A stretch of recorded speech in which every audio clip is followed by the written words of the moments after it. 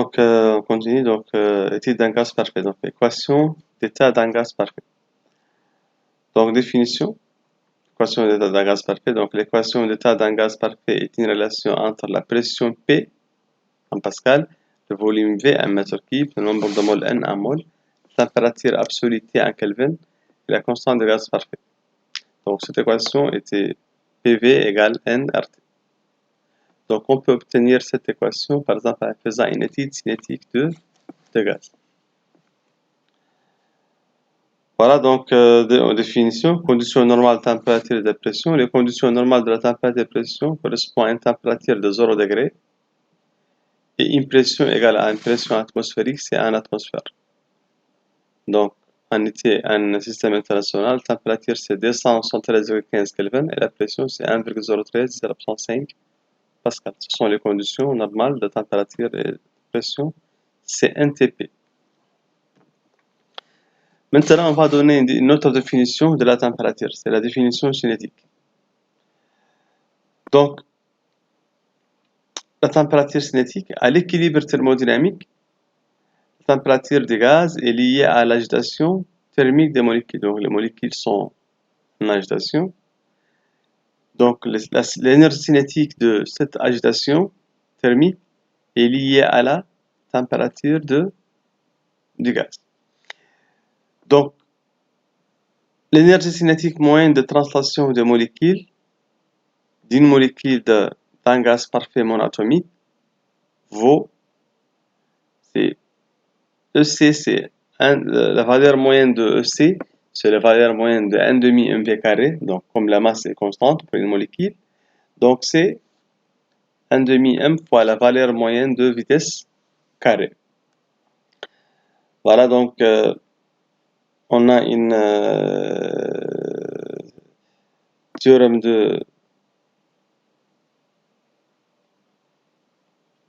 d'équipartition théorème d'équipartition dit par exemple que pour chaque degré de liberté pour une grandeur quadratique, ça veut dire une grandeur qui dépend de x carré ou bien de v carré. Pour chaque degré de liberté, donc, on a la valeur moyenne de cette grandeur vaut 1,5 kT.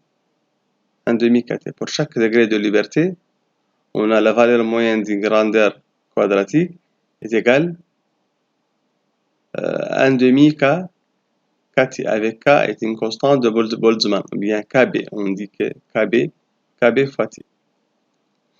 Par exemple, pour une molécule de gaz, donc on peut avoir les translations dans les 3 directions, donc suivant X, suivant Y, suivant Z.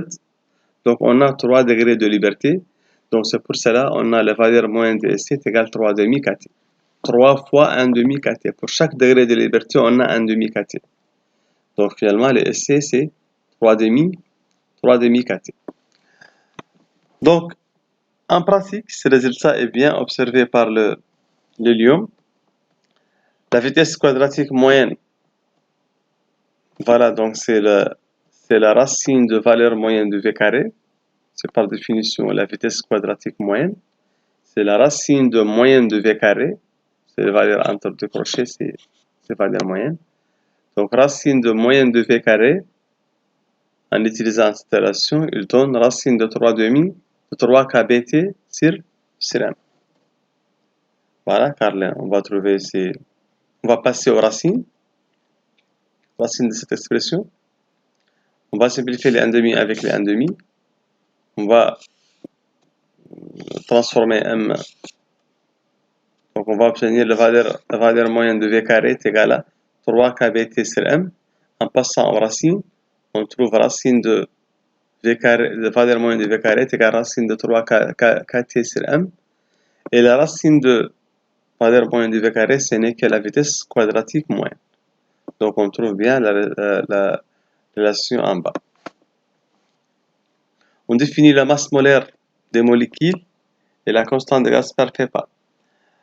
Donc, la constante de Boltzmann, ce n'est que la grandeur de constante de gaz parfait divisée par le nombre de d'Avogadro. C'est la définition de constante de Boltzmann.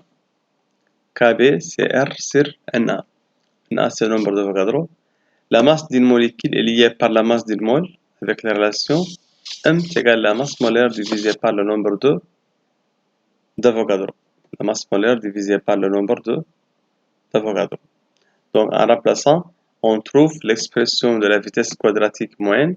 C'est racine de 3RT sur 3RT sur M. En remplaçant K par sa valeur et M par sa valeur, et le rapport K sur M devient R sur M. Exemple.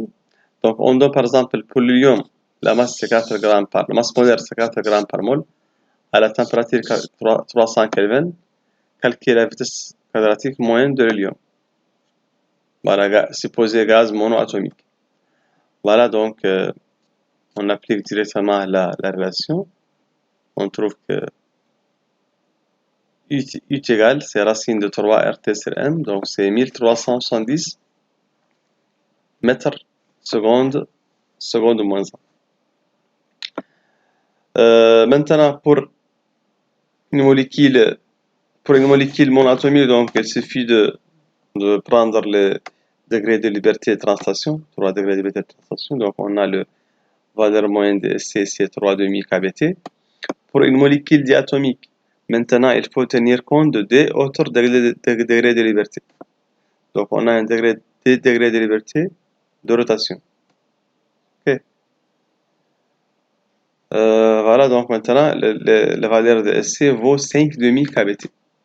Au lieu de 3,5, on a 5,5 kBT car il y a des degrés de liberté supplémentaires. À haute température également, il y a des degrés de liberté de vibration. Donc, si on augmente la température, on va avoir d'autres degrés de liberté correspondant à la vibration de molécules.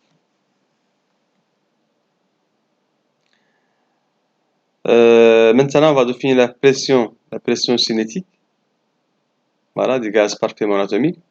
Définition, la pression exercée par un gaz sur un élément de surface ds entourant un point M et le scalaire positif P exprimé en Pascal par dF égale P fois ds.